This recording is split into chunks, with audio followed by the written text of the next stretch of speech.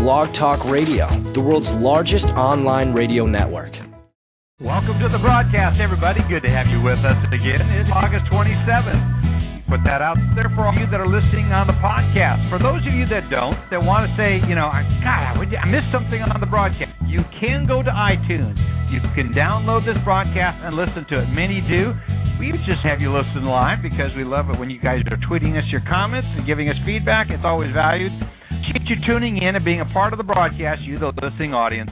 Those mortgage professionals across the country that are wanting to get not only just news stories, but commentary and feedback and respect all the news stories that's going on. Well, it's good to have you with us. Again, August 27th, and we have back from vacation and back from business, unexpected travel. Alice is back with us, but Joe Farr's back with us from a great vacation morning, up Dave. in the cooler temperatures. It's good to have you back with us. How was the temperature? Oh, it was hotter than we expected. We were glad we had air conditioning, but it was we were at Park City, and it was lovely. So you did the fly fishing, you did the balloon ride, and did all that. So yeah, it's good.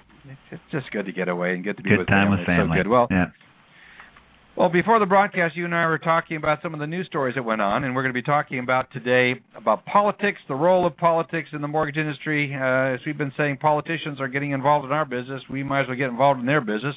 And we've been saying that for a while, but we're actually going to start putting some meat on the bone of that. We have the Republican convention kicking off this week.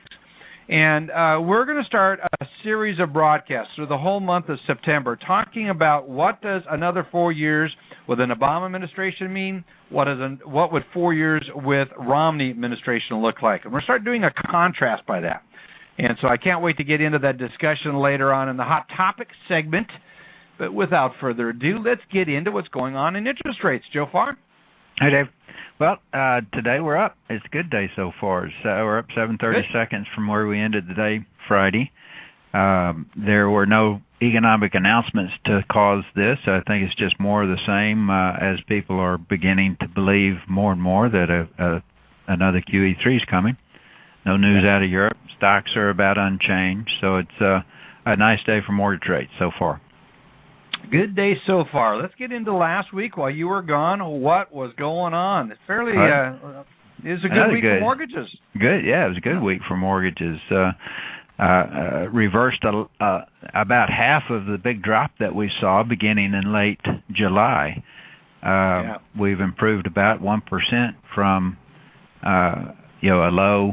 When was the low? The low was on the 16th of August. So since the 16th of August, we've improved about 1% in price, but we're still about 1% below where we were in late July. So we're not quite all the way back, and I don't know if we'll get all the way back. Those were all-time highs in MBS prices. The driving force still seems to be the Fed and what it might do, as well as ECB and what it might do. Notice I say what it might do. There's still so many uncertainties out there, but going way back to the end of July, the Draghi comments about we'll do whatever it takes, and then the Fed positions, the jobs report, things really indicated that interest rates could fall, and we saw them fall from the end of July into the middle of August, and now that the Fed has come back out and said what they've said about, I'll get into the Fed meeting minutes this week. It was a big driver. Actually, it's last week. But the Fed's causing people to believe QE3 is more likely, which is causing interest rates to improve. So let's look at during the week, last week, the minutes of the August 1st Fed meeting came out, and they were surprising in that they showed a greater sense that QE3 was needed. They used words like many of its members felt that further easing would be necessary, and felt like it would be necessary unless substantial and sustainable improvement was seen. So the market, the market is really focused on the fact that QE3 will come out. And the question is, when will they announce it? And this week might be one of those opportunities, but I'll talk about that in a second. During the week last week, actually, the economic data was pretty good. The housing data was good. Existing home sales are up 2% from June. July's new home sales were up 4% from June. Durable orders were up much better than expectations. And even though all that favorable economic data came out and ordinarily would have been negative for mortgage rates had a very good week. And again, it's all focused on what the governments, what the Fed central banks are going to do, both in the U.S. and in Europe. All right. And I mentioned the opportunity may be ahead of us soon. On Friday, Bernanke will be making a speech from the Jackson Hole Summit, and it was at that same summit that he made one of his QE announcements before. So it's not out of possible for that to happen. So Friday during the day, we'll be watching intently to see what might come out from the Jackson Hole Summit. During the week, economic events are going to be quite numerous. Although again, I expect most of the market movement is going to come from other sources. But tomorrow, consumer confidence comes out. Wednesday, spending home sales and the Fed Beige Book. You might remember last time the Beige Book came out, it was a market-moving event. It was. Thursday's core PCE and then new jobless claims, and then on Friday the Chicago PMI, consumer sentiment, and factory orders. Combine that with Treasury auctions of the 2 5s and 7s on Tuesday, Wednesday, Thursday, and it's really a pretty busy week. The one thing we don't have is a significant scheduled event coming out of Europe. We're going to see some of those beginning the first half of September, but you never know. An announcement or a speech by any one of the central bank members could have an impact on the market. And that's it.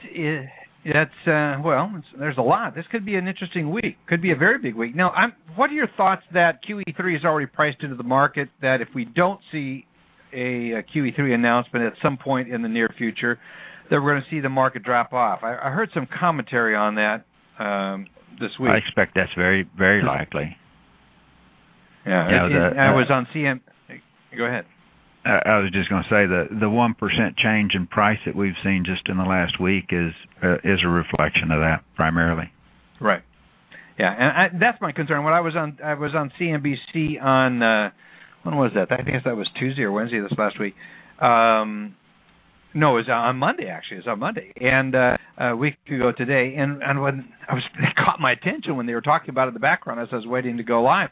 And they were saying a lot of that's priced into the market. As a result of that, if we don't see them doing that, we could see some consequences. So they feel like they're getting the effects of the QE3, Joe, without having to yet do it. So it's like, I think as long as that's in the market, then they don't have to come forward with it per se. More criticism. No, but they can only do that for so long. I mean, the expectations are that something's going to happen soon, and soon.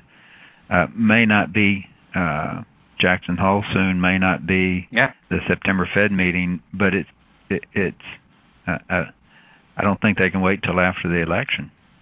Yeah, exactly. No, I think if anything's going to happen, it'll happen before the election for sure. Well, Joe, it's good to have you back. We appreciate it. It's always better to have you live. We appreciate you pre-record these comments so our listeners get an update, but it's just a whole lot better to get it live. We appreciate you being back and glad you had a good vacation. Thank you. You bet. Folks, we'll be right back after this brief break. Looking for that competitive edge? MBS QuoteLine delivers live market coverage for originators. Get up-to-the-minute mortgage market news and analysis as events occur. Get MBS prices as trades happen. Straight to your computer, email, cell phone, or PDA. Know in advance when your investors will reprice. Make better lock-float decisions and increase your income. Be the expert your clients expect. And know what's moving interest rates right now, tomorrow, and beyond. MBS QuoteLine, delivering live market coverage for originators. Learn more about MBS QuoteLine today at mbsquoteline.com. mbsquoteline.com. 646-716-4972. The Lykken on Lending Show is back. Here is your host, David Lykken.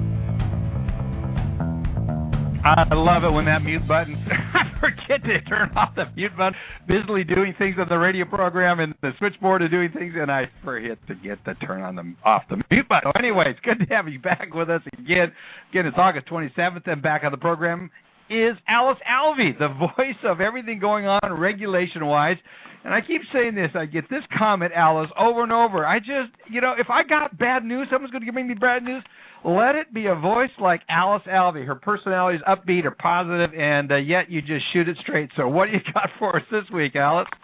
Oh, Dave, it's crazy. I thought I'd make sure that we got everybody kind of calmed down a little bit with all the Dodd-Frank proposed rules that are out there right now, because we're definitely in the phase of the big wave. So for the last couple of weeks, we've had the main parts of Dodd-Frank that are going to affect not only the front end, but also the servicing proposed rule came out as well. But my focus today is going to be on the front end. So if we can get by these 5 main proposals that are out there right now, then all that's left, I shouldn't say all that's left, because to a lot of folks, QM and QRM, and to us too, are a very big deal. That leaves QM and QRM on the table, and then it leaves some disclosures out there. We would have a new settlement cost booklet. We're going to have a couple of new FHA disclosures, really just related to the home inspection, and we are going to get a new disclosure on escrow accounts that will be given to the customers up front during the application stage. So these big 5 that are facing us right now, at least the only consolation prize is, okay, this is it. It's here, right? We now have to jump in and respond. So the first one that we have is the integrated mortgage disclosure, so combining the GFE and the TIL. This is the monster. Right. You want to start here. Make sure you get a chance to look at it. And, there was a lot of testings. So for those of you who did go out and look at all the sample GFEs and TILs that were out there, you're a little further around the curve and being able to go, okay, I like where we're landing here.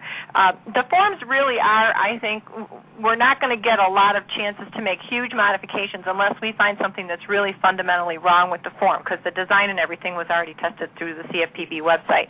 So look at the new forms. We're not going to call it a HUD-1 anymore, Dave. We've called it a HUD-1 for 30 years. How are we going to change for all? I know. Maybe that'll be the most dramatic point of all.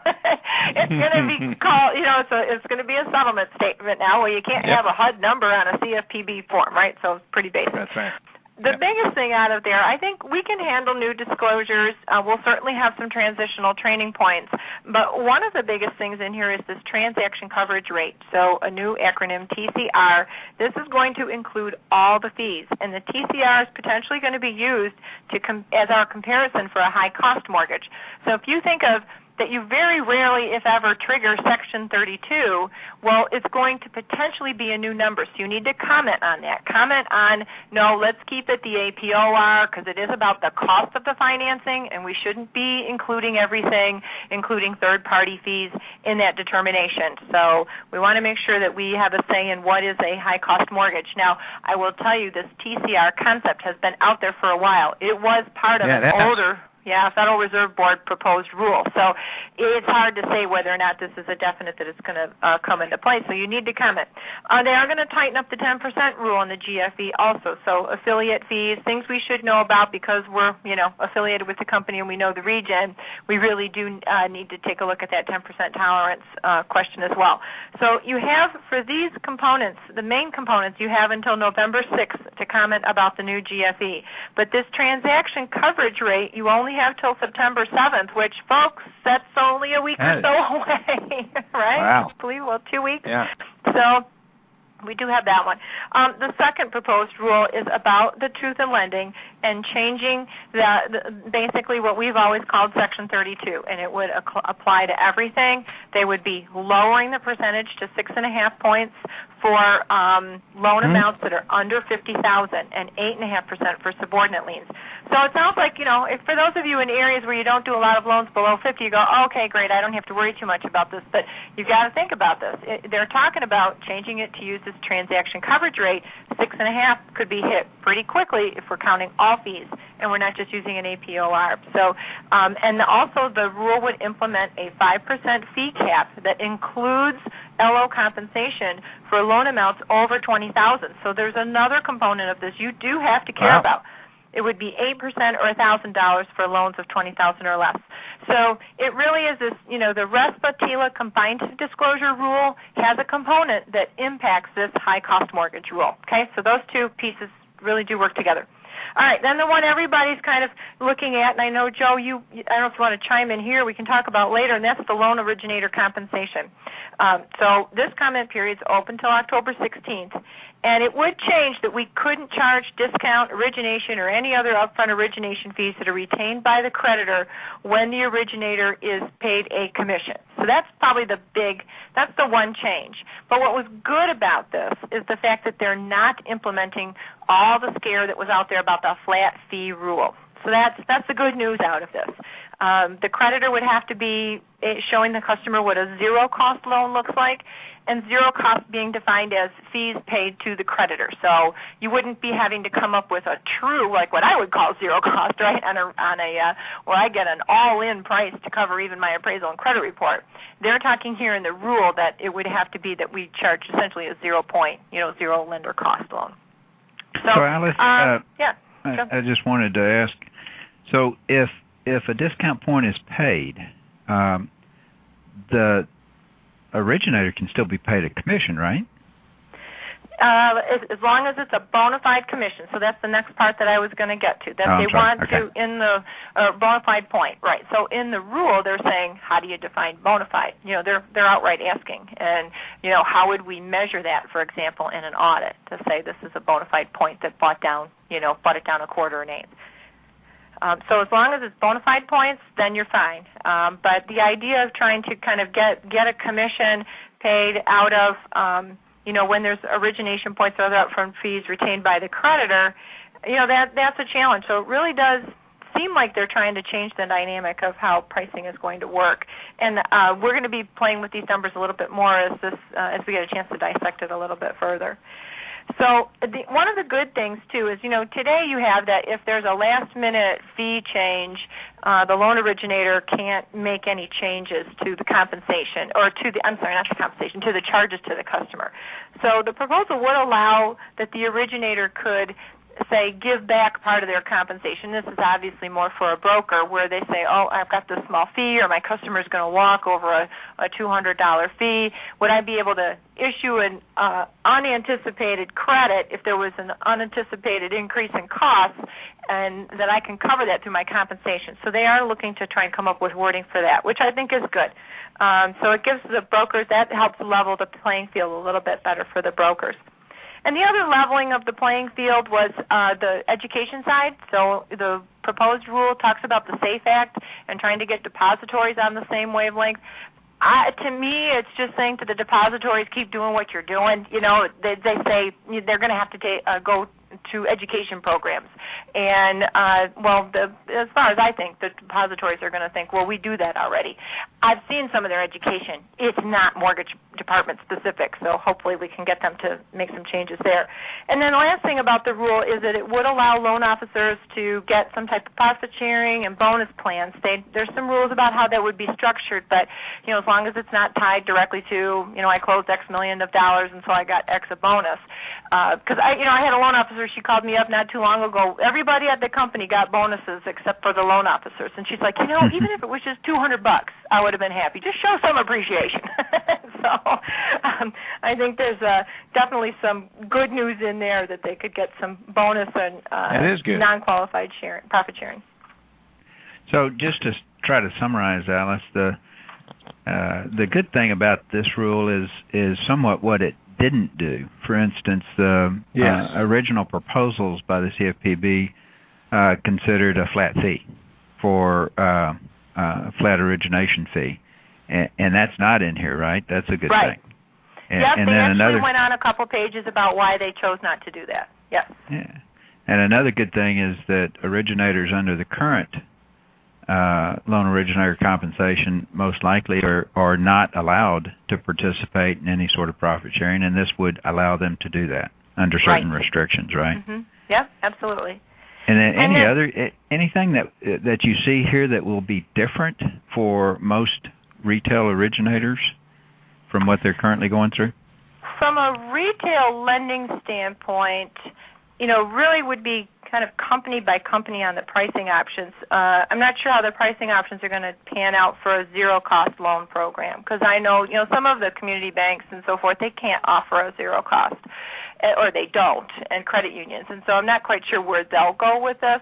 But to your typical retail lender, I haven't heard anybody jumping up and down saying, well, I've got a super big problem with this. I'm not going to be able to get this to work. So far, I haven't heard that. But we'll definitely be, I'm not sure everybody's had a chance to go through all 300 pages, because I think in total we had a couple thousand pages of regulations get issued in the last few weeks. Right. So maybe we're all still digesting it. Staggering. Yeah. So one more question, if I can. Yeah, absolutely, because there's one other thing I want to make sure everybody knows, too. Go ahead. In the 0 cost sort of arrangement, that's just that you need to offer that as an alternative. Right. An originator, a borrower can still pay points if it's bona fide for interest rate reduction. Can they still pay an origination fee? Let's see. In the zero cost, well, you can still present pricing options, yes, and the borrower doesn't have to pick the zero cost, obviously. Right. I think the concept is they want the customer to yeah. see the relationship between the cost and the change in the interest rate. Okay. So long as it was presented is what my understanding is, and we're going to get more on that as we get, as Alice, you get a chance to digest this. We're going to get deeper and deeper into it, but it does look like it's an overall win for the loan originators compared to some of the thoughts that where this could be going and how negative it could have come out. So right. So the last one is, or the other part of that is to continue the general ban on loan originators being compensated by both consumer and other parties, but there were some refinements to that to help a mortgage broker company still be able to pay its loan officers. So that was another one of the leveling the playing field side. Two last rules, though, folks. I know this segment's going a little longer, but I want to make sure, the ECOA appraisal requirements proposal, the comment periods are open on that one till October 15th. And when you look through this component, I would say if you could ignore one, this would be the one you didn't have to really pay too much attention to, because it really is implementing things we're already doing today, that I have to give my customer 3 days notice for the appraisal, that they can waive it. It does prohibit the lender from charging additional fees for the appraisal, but it does say we would have to give the customer every copy of a copy of all evaluations. So if you're running an AVM, it does appear from the way this proposed rule is written that I'd have to give my customer a copy of those too. And then last but not least is the high-risk mortgage appraisals component, also open until October 15th.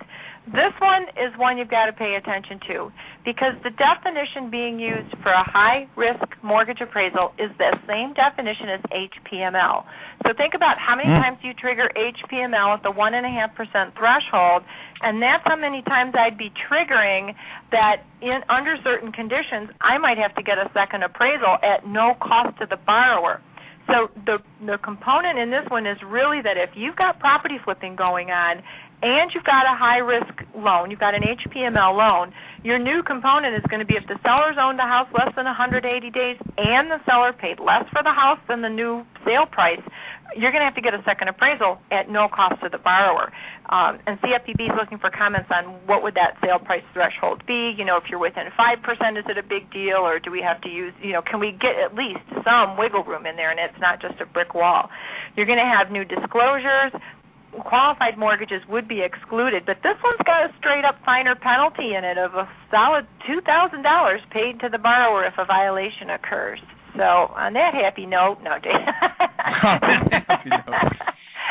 No, I think hopefully a lot of you look at that and say, I don't have that many of those loans, but boy, it's just one more layer of procedures. And that one doesn't seem like it's going to get stopped. That was just this proposed rule is like straight out of what was in Dodd-Frank Act. So.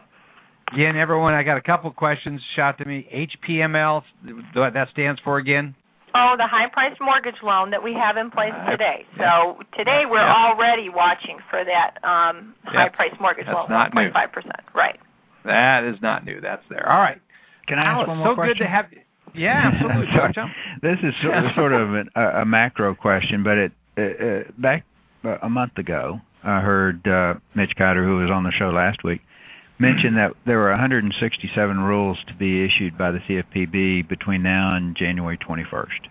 Mm-hmm. And here are 4 or 5, and then we know we got QM and QRM coming out.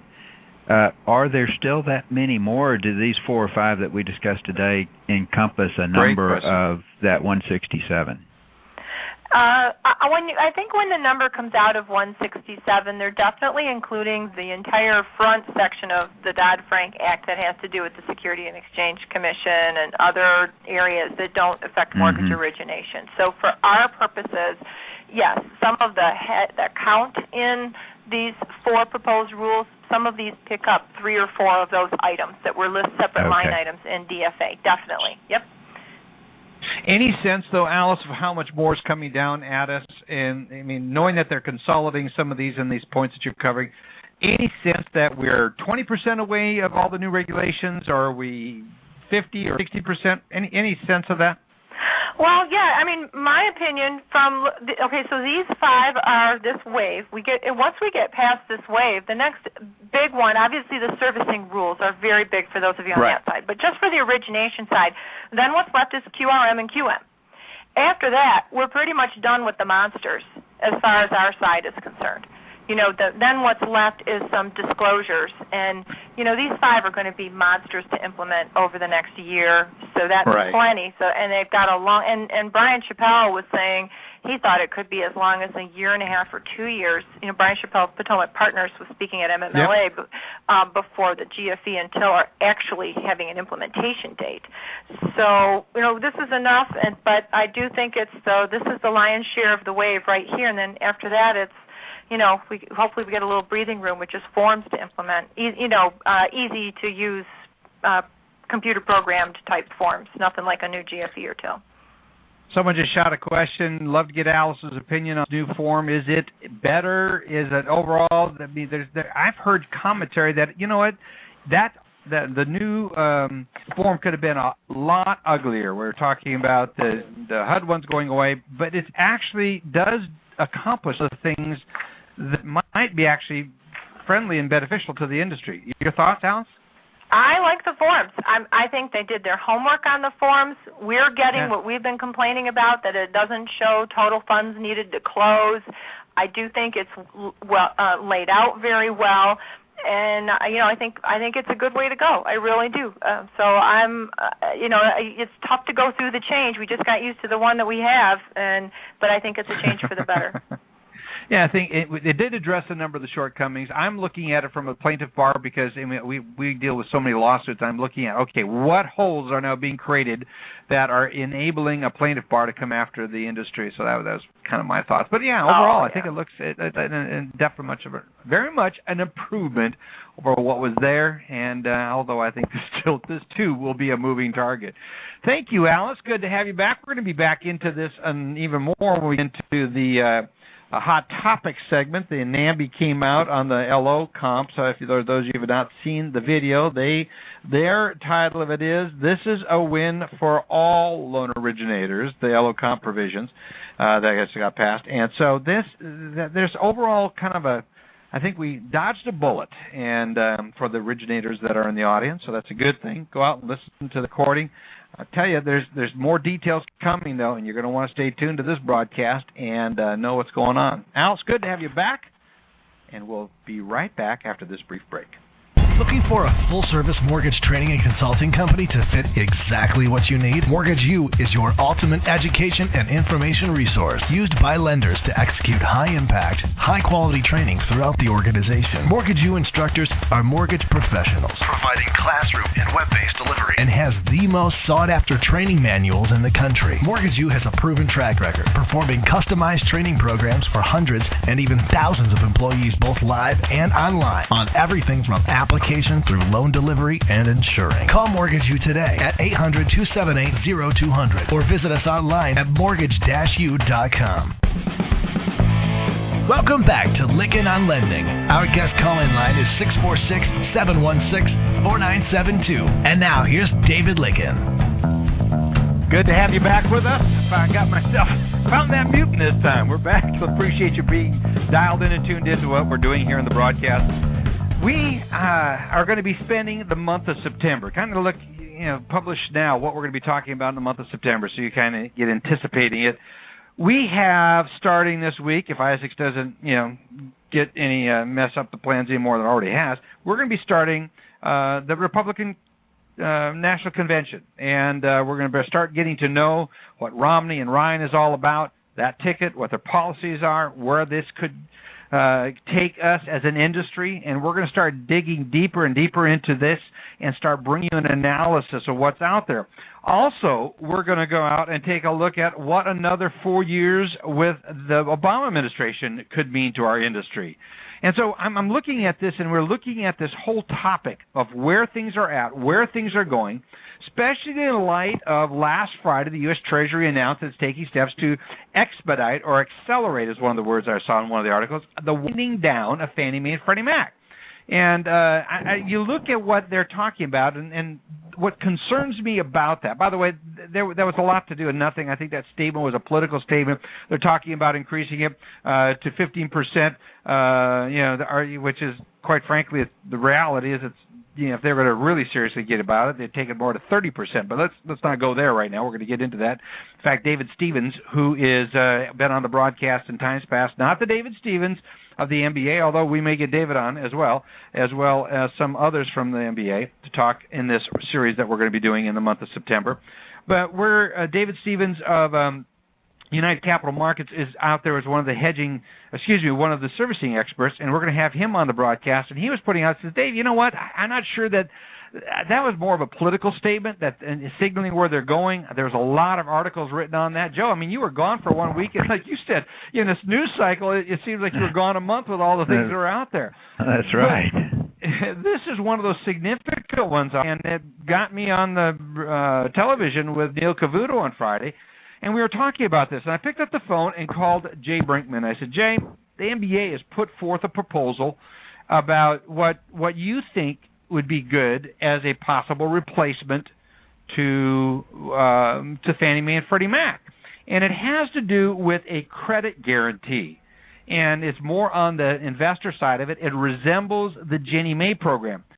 But getting back to the announcement that the administration, U.S. Treasury through the administration through the Treasury put forward, was the winding down. It's a clear signal that they want to do away with Fannie Mae and Freddie Mac. And you can get in a whole long argument about should we not. We'll get into that in the month of September. But I think it's a pretty much signal that we can anticipate a world without Fannie Mae and Freddie Mac. My question is, what is going to be replacing them? And I think this is where this election starts really playing in, becoming so significant.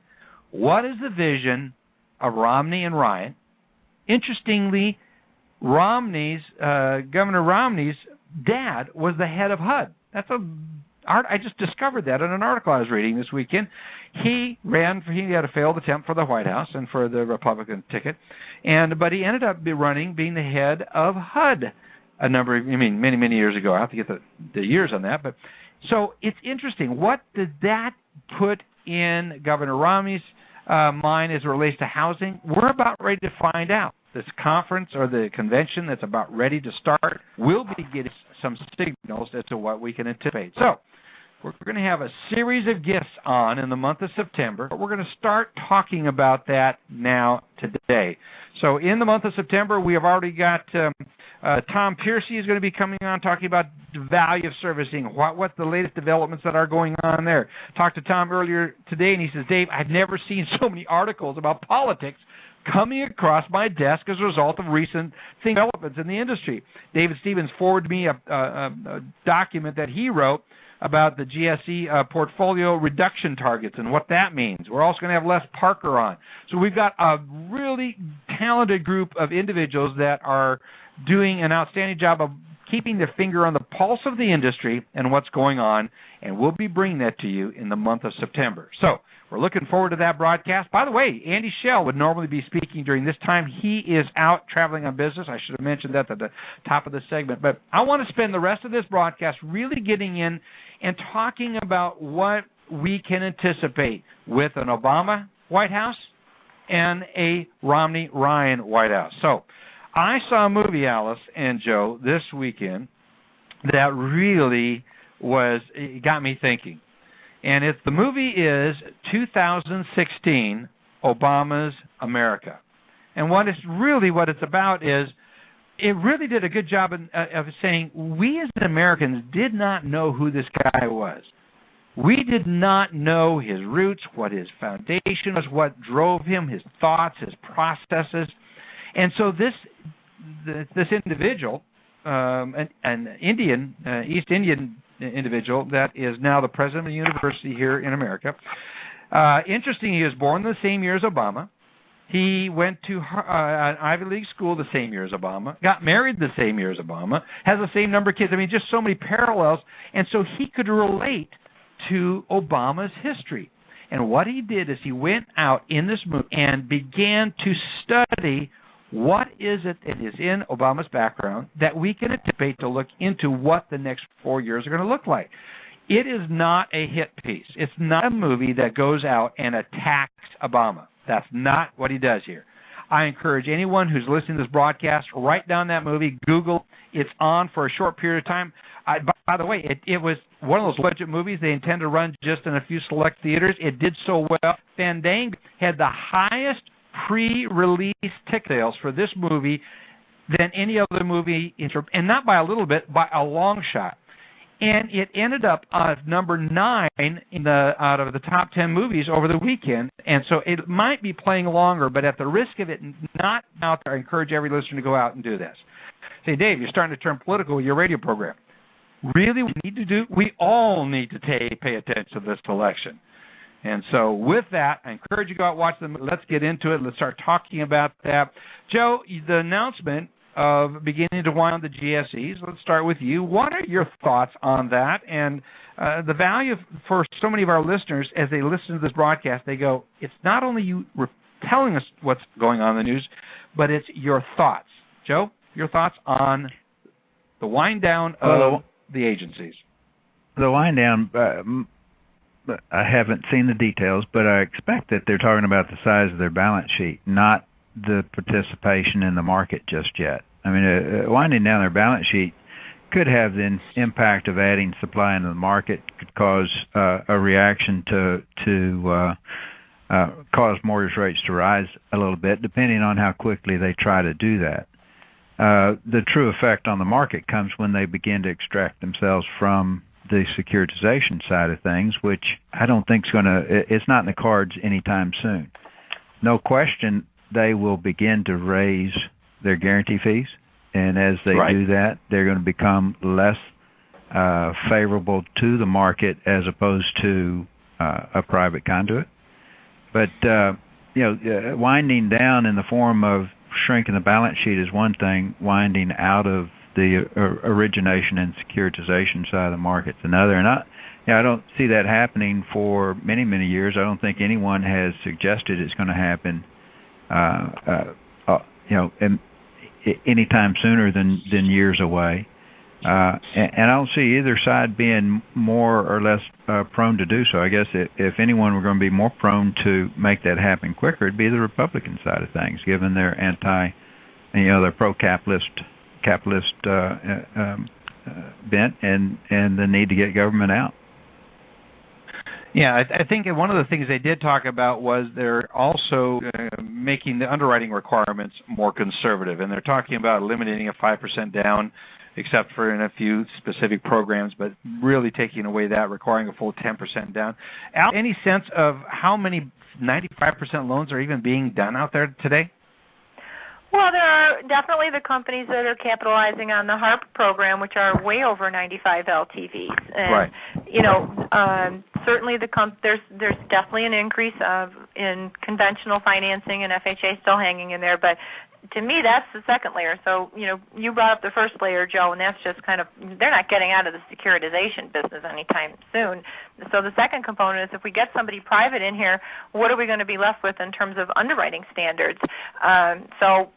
Is anybody in the private sector going to be willing to take the same level of risks? And like you said, Dave, I think we would see LTV changes. We would potentially see credit score changes and so forth. So that's a big unknown. I think we're a long way off from being able to see anything daylight on the street level.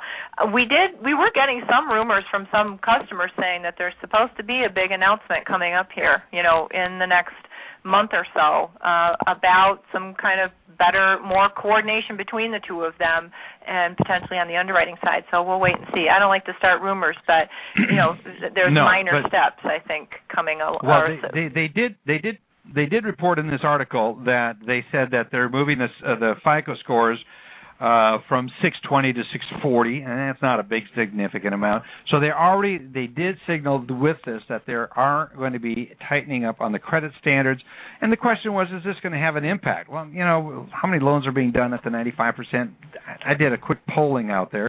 There are not, other than HAMP and HARP and the various special programs that are there, but as far as new originations, not a lot are being done there. What was an interesting statistic that came out of the MBA was that the number of that home sales are going to be anticipating to continue to increase in 2013, but the amount of financing is needed to do that is actually going to drop.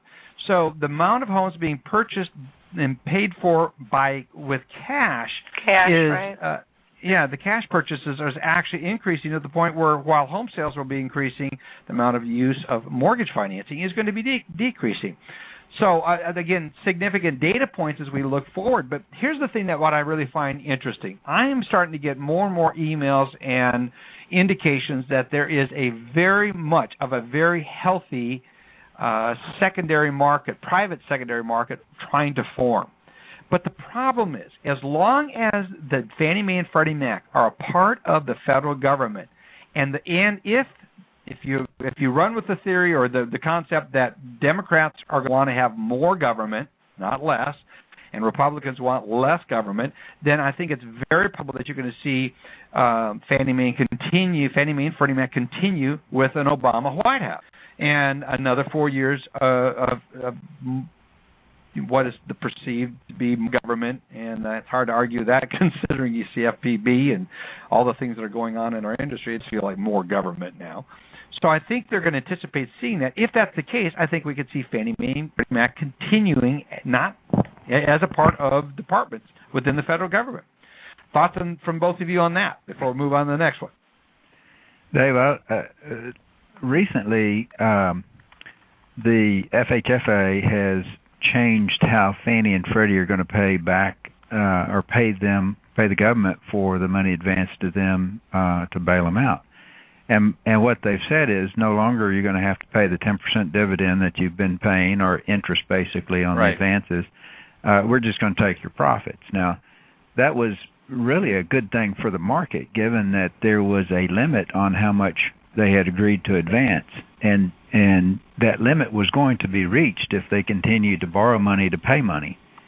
And so by making that change, they've extended the level of comfort that investors need to rely on their guarantee, and therefore most likely have extended their life.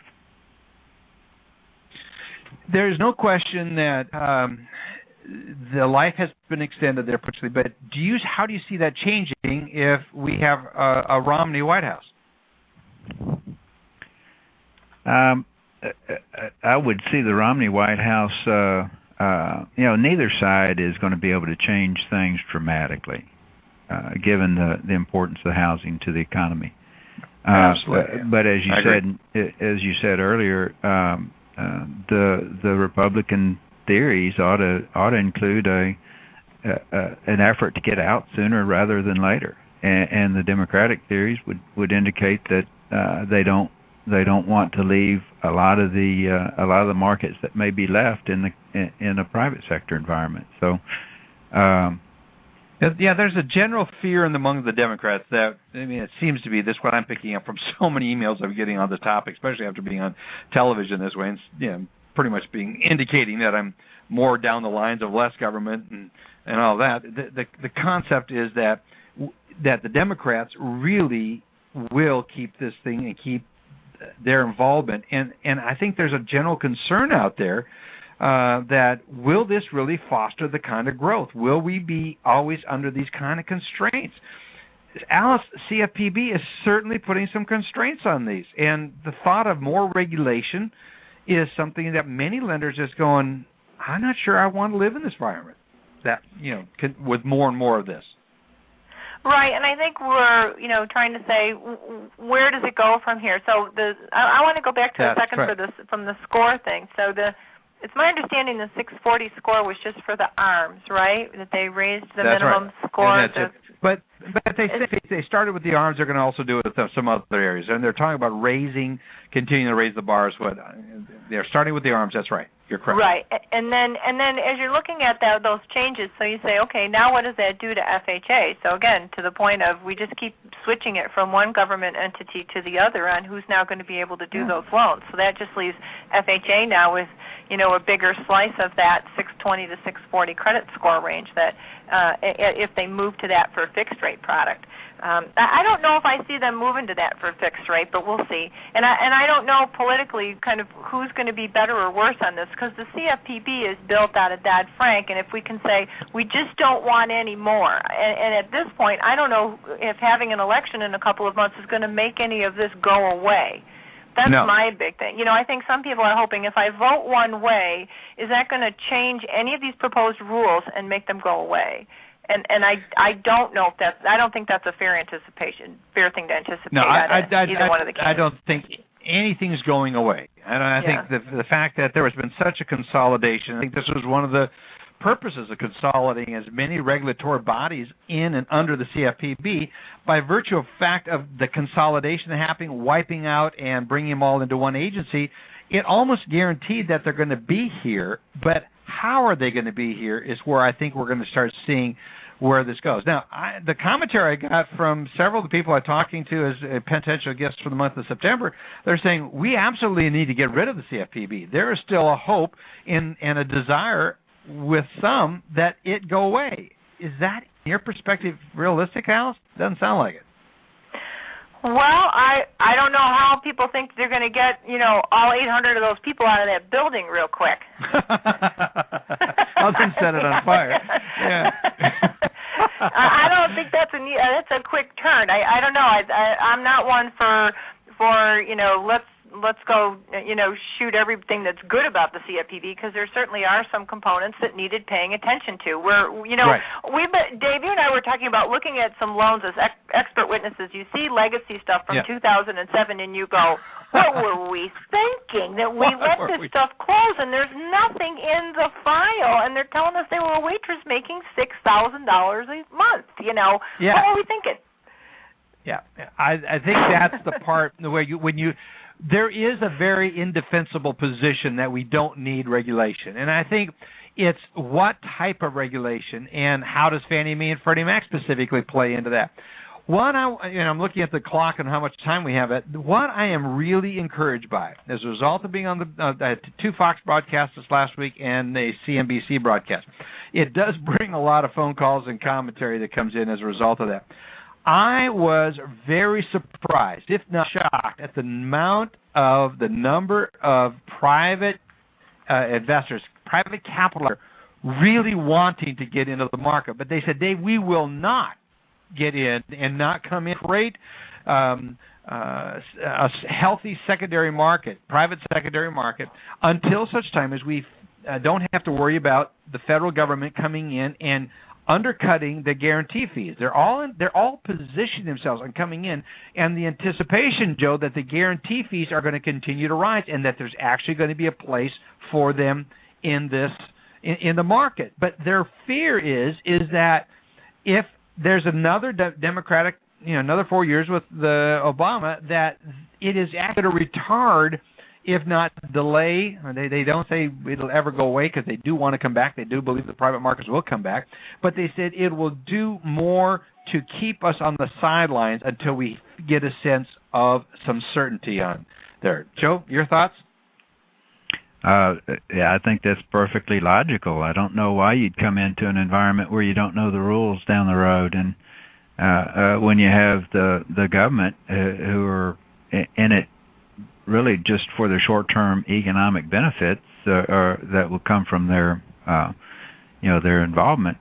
How can you anticipate what the market's going to look like? How profitable it could be? So it makes perfect sense that until that uncertainty is taken away, that people won't commit significant resources. I don't think there's any question that we've got to eliminate that uncertainty, and then if it does, if they do, then I think we're going to see things coming back. Let's take a quick break, folks. We'll be right back after this brief break. Mike Frantoni, good to have you on the broadcast again. With all the uncertainty going on in the industry, Mike, these conferences are so important. You have an upcoming conference. Tell our listeners about it. Well, thanks, Dave. I think you're right. There really has never been a more important time to focus on risk management and quality assurance issues. And that's why we put together this conference, which is September 9th through the 11th in Dallas, MBA's Risk Management and Quality Assurance Forum.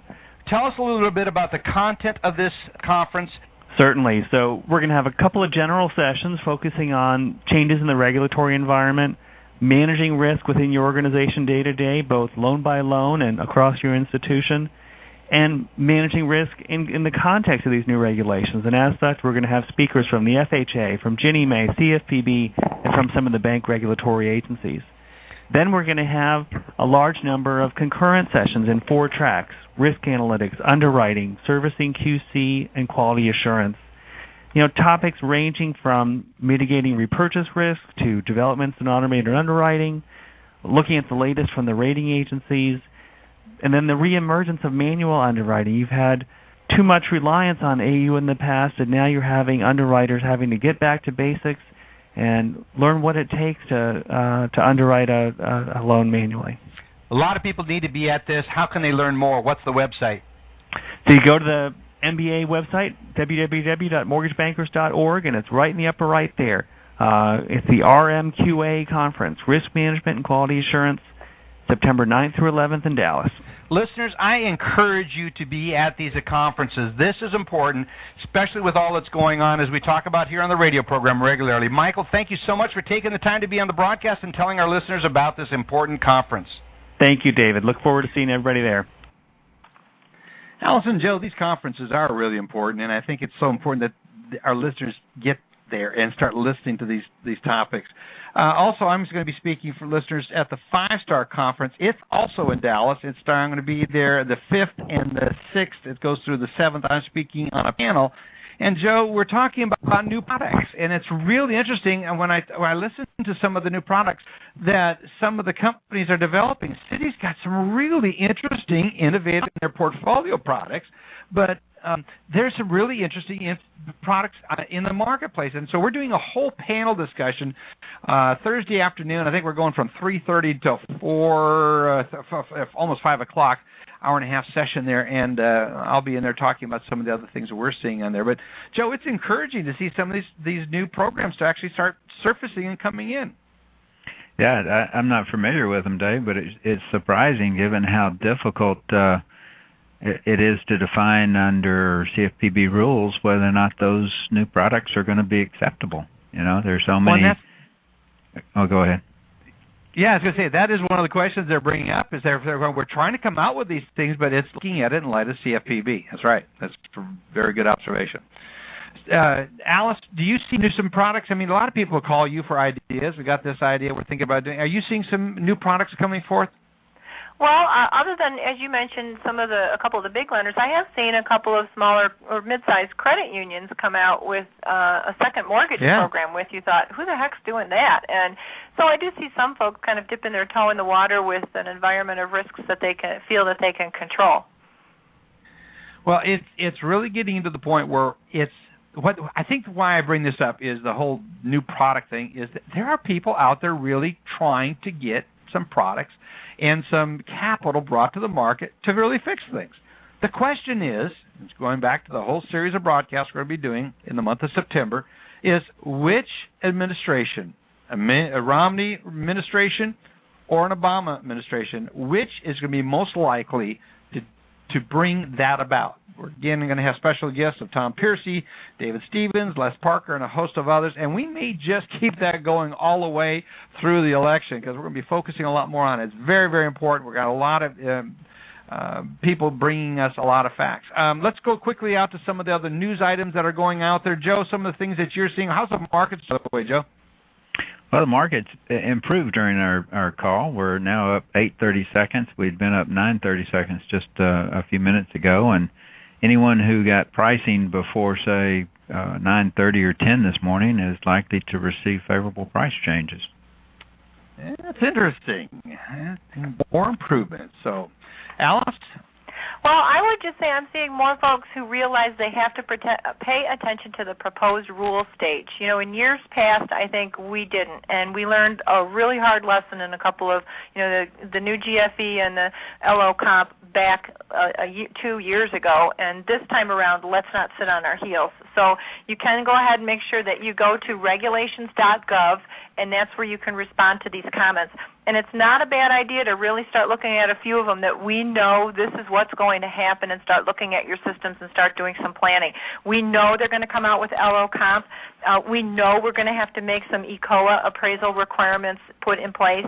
And so I think it's in the HPML for appraisals, that policy is, in all likelihood, that's moving forward. So start implementing now. Start having those discussions now. There is a lot going on. These conferences that I encourage you at, we've got the annual conference. We're coming into conference season. We're going to be there. Alice, you and I are going to be at the state conference as well as the annual conference. Joe, which conference are you going to be attending? Well, I just got back from Lenders One, as you recall, and the next one we don't have on the agenda until early next year. So you're going to be relaxing here while Alice and I did wear our luggage out. The 99th annual MBA convention is coming up October 21st through the 24th, folks, and that's another one of the conferences. We'll also be speaking at Tony Moss's event, the AmeriCatalyst event. Very exciting to be part of that. And I'm actually on a panel with David Stevens and some of the top folks. So very good. Tune in or send me emails, invites to all those. The AmeriCatalyst one is an invitational only, so you do need to contact me if you have interest in going there. I'd be very much interested in having you there. One of the things that came up this last week I want to touch on just as we get ready to exit the broadcast is Jenny May, Michael Drain, the head of the single family program at Jenny May, gave a webinar, a campus MBA webinar. Very good. It really started getting into what are the requirements, where are they going, what can we anticipate as it relates to future requirements. They are putting up hurdles. They're not going to have people that just have a Jenny May approval that are not actively involved in the program. He got into really talking about how long it's taking and what are the requirements. The biggest kind of as my daughter says, the 411, the real information that came out of that is you have got to have someone that is really experienced at monitoring servicing.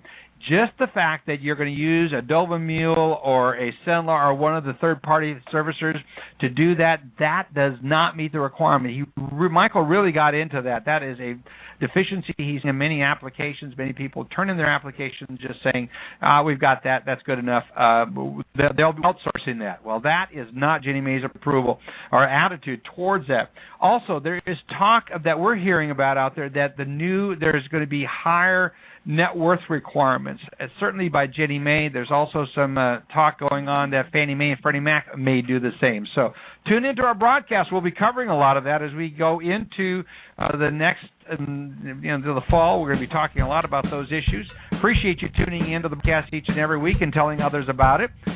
Be sure to get in and register on iTunes so you can download all the previous broadcasts and get set up to download automatically all the broadcasts we've got going on in September, right on up to the annual conference in October. Appreciate tuning in. Have a great week, everyone, and tune in next week. We will be here broadcasting live on Labor Day. Thank you. Have a great week, everyone. Blog Talk Radio, where millions of hosts and listeners gather.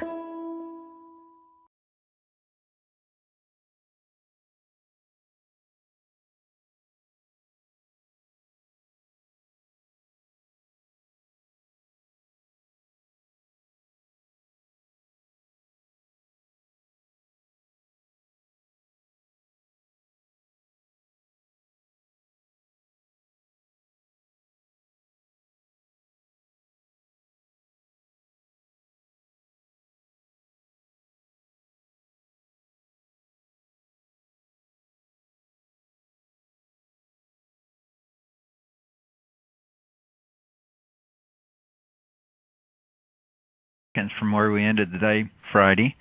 There were no economic announcements to cause this. I think it's just more of the same as people are beginning to believe more and more that another QE3 is coming. No news out of Europe. Stocks are about unchanged. So it's a nice day for mortgage rates so far. Good day so far. Let's get into last week while you were gone. What was going on? It's fairly... it was a good week for mortgages. Good, yeah. It was a good week for mortgages. Reversed about half of the big drop that we saw beginning in late July. We've improved about 1% from a low.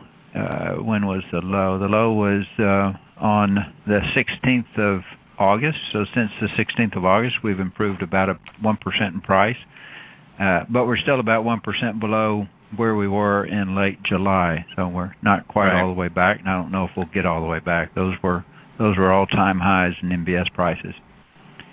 The driving force still seems to be the Fed and what it might do, as well as ECB and what it might do. Notice I say what it might do. There's still so many uncertainties out there, but going way back to the end of July, the Draghi comments about we'll do whatever it takes, and then the Fed positions, the jobs report, things really indicated that interest rates could fall, and we saw them fall from the end of July into the middle of August, and now that the Fed has come back out and said what they've said about, I'll get into the Fed meeting minutes this week. It was a big driver. Actually, it's last week. But the Fed's causing people to believe QE3 is more likely, which is causing interest rates to improve. So let's look at during the week, last week, the minutes of the August 1st wait till after the election. Yeah, exactly. No, I think if anything's going to happen, it'll happen before the election for sure. Well, Joe, it's good to have you back. We appreciate it. It's always better to have you live. We appreciate you pre-record these comments so our listeners get an update, but it's just a whole lot better to get it live. We appreciate you being back and glad you had a good vacation. Thank you. You bet. Folks, we'll be right back after this brief break. Looking for that competitive edge?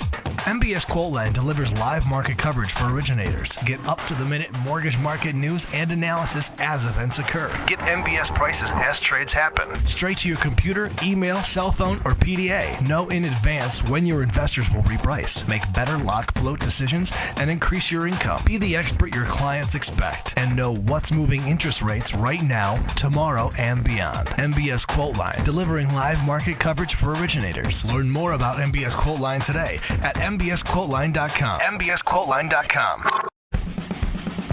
646-716-4972. The Lykken on Lending Show is back. Here is your host, David Lykken. I love it when that mute button, I forget to turn off the mute button, busily doing things on the radio program and the switchboard and doing things, and I forget to turn off the mute button. Anyway, it's good to have you back with us again. Again, it's August 27th, and back on the program is Alice Alvey, the voice of everything going on regulation-wise. And I keep saying this, I get this comment, Alice, over and over. I just, if I got bad news, someone's going to give me bad news, let it be a voice like Alice Alvey. Her personality is upbeat or positive, and yet you just shoot it straight. So what do you got for us this week, Alice?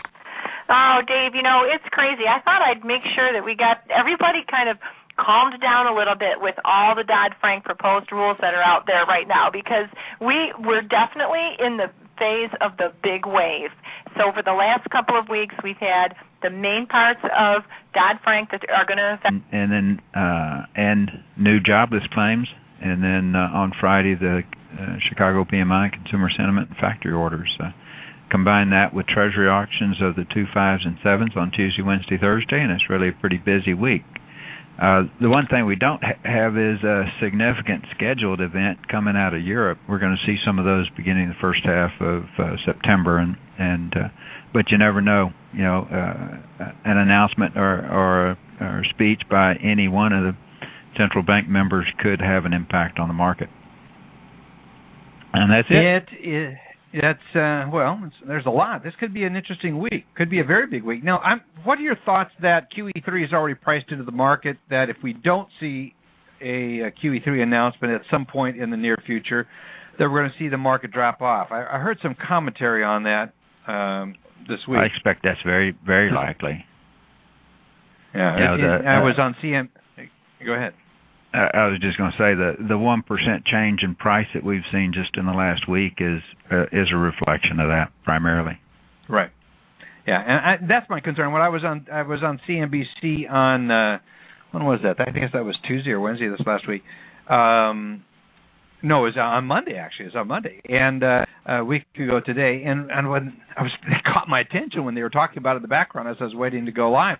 And they were saying a lot of that's priced into the market. As a result of that, if we don't see them doing that, we could see some consequences. So they feel like they're getting the effects of the QE3, Joe, without having to yet do it. So it's like, I think as long as that's in the market, then they don't have to come forward with it per se. More criticism. No, but they can only do that for so long. I mean, the expectations are that something's going to happen soon, and soon. May not be Jackson Hole soon, may not be the September Fed meeting, but I don't think they can wait. Blog Talk Radio, the world's largest online radio network. Welcome to the broadcast, everybody. Good to have you with us again. It's August 27th. Put that out there for all you that are listening on the podcast. For those of you that don't, that want to say, I missed something on the broadcast, you can go to iTunes. You can download this broadcast and listen to it. Many do. We just have you listen live because we love it when you guys are tweeting us your comments and giving us feedback. It's always valued. Keep you tuning in and being a part of the broadcast, you, the listening audience. Those mortgage professionals across the country that are wanting to get not only just news stories, but commentary and feedback and respect all the news stories that's going on. Well, it's good to have you with us. Again, August 27th, and we have back from vacation and back from business, unexpected travel. Alice is back with us, but Joe Farr's back with us from a great vacation. Morning, up Dave. in the cooler temperatures. It's good to have you back with us. How was the temperature? Oh, it was hotter than we expected. We were glad we had air conditioning, but it was we were at Park City, and it was lovely. So you did the fly fishing, you did the balloon ride, and did all that. So it's good. It's just good to get away and get to be with family. Good time with family. So good. Well, before the broadcast, you and I were talking about some of the news stories that went on, and we're going to be talking about today about politics, the role of politics in the mortgage industry. As we've been saying, politicians are getting involved in our business. We might as well get involved in their business. And we've been saying that for a while, but we're actually going to start putting some meat on the bone of that. We have the Republican convention kicking off this week. And we're going to start a series of broadcasts through the whole month of September talking about what does another 4 years with an Obama administration mean, what would 4 years with Romney administration look like. And we're starting doing a contrast by that. And so I can't wait to get into that discussion later on in the Hot Topics segment. But without further ado, let's get into what's going on in interest rates. Joe Farr? Hey, Dave. Well, today we're up. It's a good day so far. So we're up 7:30. Fed meeting came out. And they were, surprising in that they showed a greater sense that QE3 was needed. They used words like many of its members felt that further easing would be necessary, and felt like it would be necessary unless substantial and sustainable improvement was seen. So, key words, the market, the market is really focused on the fact that QE3 will come out, and the question is, when will they announce it? And this week might be one of those opportunities, but I'll talk about that in a second.